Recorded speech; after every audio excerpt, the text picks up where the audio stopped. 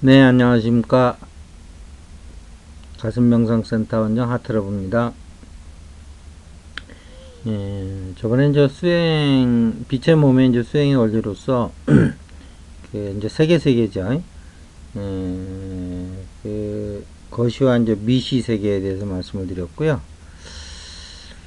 오늘은 깨어있음, 즉, 알아차림이라는 것이 여러 가지 차원에서 얘기가 될 수 있는데, 그 중에서 또 하나의 좀 특이한 거에 대해서 좀 말씀을 좀 드리도록 할게요. 어, 이, 이제 알아차림은 공의 이제 아공과 법공에서도 이제 중요한 거고요. 그 다음에 이제 세계에서 이제 그 빛의 몸을 만드는 과정에서도 이제 중요한 역할을 하는데, 이제 빛의 몸에 만드는 방법은 이제 여러 가지 있을 수가 있는데, 그 중에서 이제 가슴명상에서 하는 거는, 우리의 각자 최고의 상위자인 하나님의 공명해서, 공명의 원리죠. 그러니까, 하나님의 진동수에 공명해서, 그 원리로 이제 빛의 몸을 만드는 건데, 그러기 때문에 이 방법은 이렇게 복잡하지 않아요. 근데 이 원리 자체가 하급 원리로 내려갈수록 방법도 많고 아주 테크니컬한 면에서도 복잡해요. 근데 이 상위 차원으로 올라갈수록 수행 방법이 점점 더 간단해진다는 것을 아셔야 돼요. 그래서 어느 단체에 갔는데 수행 그 방법이 되게 복잡하더라.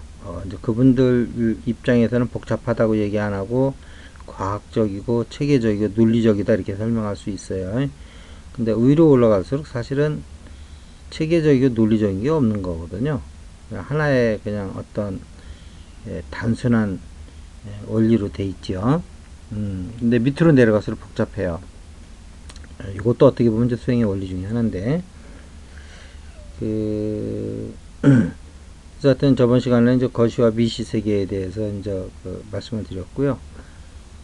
오늘은 그 알아차림이라고 하는 것은 결국은 우리의 그 미시 세계에서의 우리 의식이 희강반주했을 때 그 의식이 결국은 거기에 이제 모든 게 이제 삼라만상이 다 비춰지는 거잖아요. 그때 우리가 거시 세계로 우리 의식이 향할 때는 그 거시 세계 자체가 목적이 되기 때문에 거기에 이제 우리의 이제 모든 그 주의를 빼앗긴단 말이에요. 그러면 이제 주어인 나는 사라지고 대상인 목적어만 우리 의식에 이제 각인되는 거거든요. 그러면 이제 탐진치가 일어나고 이제 이렇게 되는 건데, 희강반주에서 이제 안으로 들어오면 우리의 이제 주어가 이제 주체가 되는 이제 세상이 펼쳐지는 거예요. 그때 이제 거기에서 이제 모든 게 이제 드러나지는데, 비춰지고 알아차려지는데, 이때 그 알아차림이라는 건 그러면 우리 수행에 있어 가지고 어떤 현상을 가져오냐는 거죠. 어떤 현상. 물론 이제 불교의 마음 수행으로 가면 거기서 이제 그 본성을 이제 알아차리는, 그래서 이제 아공 법공을 이제 끌어내줘야 되는데, 이 빛의 몸이라고 하는 이제 마음 공부를 다 마치고서 이제 몸을 빛의 몸으로 만들게 해서 이제 수행을 이쪽으로 이제 옮겼을 적에는 그 알아차림이라는 것이 어떤 의미를 가져야 되냐면, 알아차리는 순간에 의식이 이제 깨어나는 거잖아요. 그때 엄청난 기쁨이 쫓아와줘야 돼요. 그래야지 그 진동수가, 기쁨의 진동수를 가지고 우리 몸을, 진동수를 끌어올리는 거란 말이에요. 그래서 그 결국은 이것이 수행이 이제 그 초보 단계에서는 그냥 알아차리면 알아차림인 거예요. 그 어떠한 뭐 기쁨 같은 것도 없어요. 그렇지만 이 그 그것도 마음 공부에서는 그렇게 해도 상관없어요. 그런데 이제 몸 공부를 할 적에는, 특히 이제 빛의 몸으로 끌어올리기 위해서는 우리 이 즐거움 좀 알아차린다고 했을 때 거기에 같이 동반해야 되는 것이 기쁨이 같이 등반을 해야 돼요. 근데 그 기쁨은 내면의 기쁨이죠, 당연히. 내면에 이제 그 섬세한 즐거움인데 거칠은 즐거움이 아니고요. 그래서 그랬을 적에 우리의 이제 몸이 이제 상승을 시작하는 거란 말이에요. 이러한 그 알아차림 자체가 하나의 그 우리 내면에서 즐거움과 기쁨이 됐을 적에 이제 우리 수행자들은 그 어떤 수행에 더 이렇게 그 수행 과정이 즐거우면서 더 이제 몰입을 할 수 있는 거란 말이에요. 자, 여기서 중요한 거 빛의 몸을 만들 때 얘기해요. 그 본성이라는 측면에서 얘기하는 게 아닙니다, 지금은. 그랬을 적에 나중에 이제 여러분들이 그 그리스도 보좌에서 이제 하나님을 만날 적에 이제 느낌적으로 이제 일단 만나는 것부터 시작이 되는데, 그럴 적에 이제 엄청난 기쁨을 같이 동반하는 그러한 단계로 들어가 줄 수가 있어요. 근데 여기서 얘기하는 기쁨이라는 건 그럼 뭘 의미하는 거냐면, 수행이라는 측면에서 기쁨이라는 것이 우리의 육체적 진동수를 끌어올리는 그러한 방편으로서의 기쁨인 거예요. 그러니까 거기에 이제 여기서는 이제 마음 공부를 하고 오신 분들을 전제로 하는 거잖아요. 물론 이제 마음 공부 안 하고 오실 수도 있지만, 그러면 이 기쁨이라는 것 자체도 초월해야 된다는 걸 알면서도, 마음 공부를 하셨으니까 이제 그걸 알 거란 말이에요. 하면서도 이 빛의 몸을 만들기 위해서는 이것은 필요 불가결한 면이 있다는 걸 아시고 이 진동수를 계속 올려주셔야 되는 거예요. 그렇게 되면 이것은 마음 공부할 때 여러분들이 이제 베타파에서 SM알파로, 알파파로, 세타파로, 델타파로 이제 떨어뜨려 가는데, 이 몸 공부에서는 이렇게 즐거움을 이용해서 여러분들이 점점 그것을 확대시켜야 되기 때문에 베타파에서 로베타에서 거꾸로 하이베타로 올라가서 감마파로 올라가야 되는 거예요. 그러니까 이 마음 공부하고 몸 공부는 좀 달라요. 뇌파를 보더라도. 이런 어떤 과학적인 근거도 여러분이 갖고 계셔야 돼요.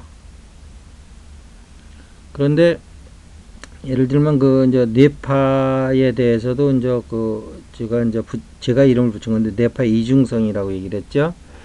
예를 들면 우리가 이제 마음 공부할 때는 이게 베타파에서 SM알파, 알파파, 세타파, 델타파로 이제 내려가는데, 이것이 일반인들한테 세타파, 델타파는 졸리고 잠자는 거지만, 우리 명상을 하는 사람들에서 세타파, 델타파는 수행이 더 깊어지는 걸 의미하듯이, 이 그 진동수가 거꾸로 높은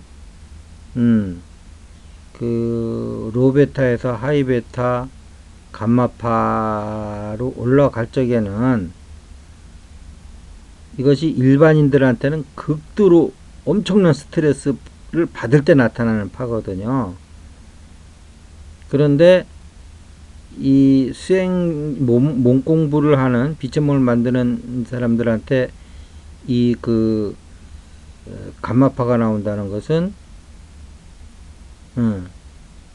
즉 감흥이 일어날 때 일어나는 거예요. 감흥. 즉 하나님이라든지 어떤 고차의 진동과 합일이 됐을 때 나타나는 것이 감마파예요.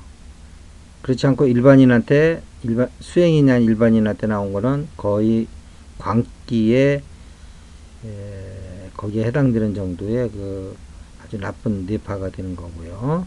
이게 이제 뇌파의 이중성인데 이것이 마음 공부, 몸 공부할 때는 또 이렇게 달라진다는 거예요. 마음 공부는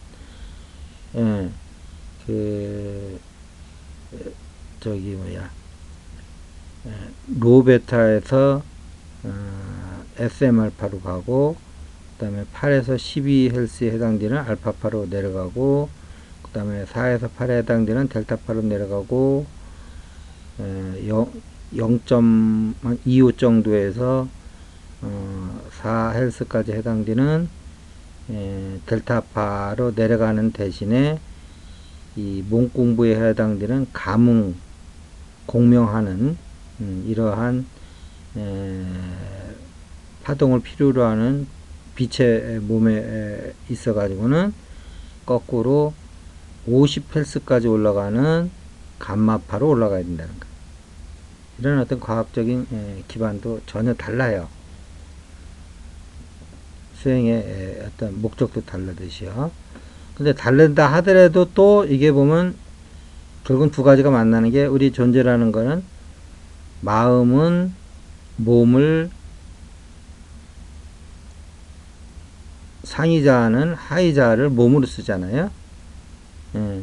근데 우리는 이제 마음을 공으로 아궁복궁을 터득했을 때 거기에 맞는 몸으로서 빛의 몸을 이제 만들어주는 거잖아요. 지금 가슴명상에서 하고자 하는 거는 그랬을 적에 이러한 수행의 원리로서 우리가 의식이 알아차림을 할 적에는 해강반조에서 내면으로 향해서 미시세계로 들어가면서 해강반조 할 적에는 알아차림을 할 적에는 여러분들이 불교에서처럼 이렇게 청정한 의식이 아닌 기쁨 속으로 들어가야 되는 거예요. 내면의 기쁨 속으로. 그래야지 온몸이 온 세포가 같이 기뻐하면서 진동수가 끌어올라가기 시작하는 거예요. 왜냐하면 빛의 몸이라는 게 결국 마음 공부는 이미 하고선 저기 왔다 전제했을 때 우리의 의식을 이용해서 우리의 몸의 진동수를 끌어올리는 작업을 해주는 거기 때문에 그런 거예요. 그런 어떤 연결고리를 이해하신다 그러면 우리가 알아차림을 할 때 불교 수행처럼 청정한 마음이 아니고 아는 것 자체가 기쁨이라는 거, 내면에서 순수하게 이런 어떤 영적인 원리를 아시고서 또 수행을 하시면 훨씬 더 빛의 몸을 만드는데 좀 빨리 가지 않을까 하는 생각이 듭니다. 오늘 이것으로 마치겠습니다. 감사합니다.